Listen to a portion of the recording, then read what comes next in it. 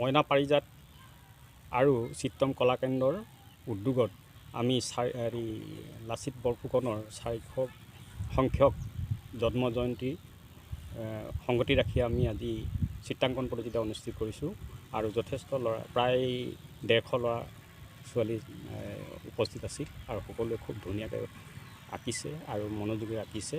আমি সন্তোষ পাইছোঁ আৰু আমি ধন্যবাদ জনাইছোঁ আৰু ভৱিষ্যতেও আমি এই ছাত্ৰ ছাত্ৰীসকলক আৰু আগুৱাই নিবলৈ এনেকুৱা ধৰণৰ প্ৰতিযোগিতা আমি অনুষ্ঠিত কৰিম আৰু আমি ধন্যবাদ জনাইছোঁ। আৰু গাৰ্জেনসকল সকলোৱে আহিছিল, অভিভাৱকসকলো আহিছিল, সকলোৱে আহিছিল, আহি মেলি আমাক যথেষ্ট সহায় সহযোগ কৰিলে আৰু প্ৰেৰণা দিলে। মই ইয়াকে কৈ ধন্যবাদ জনাওঁ।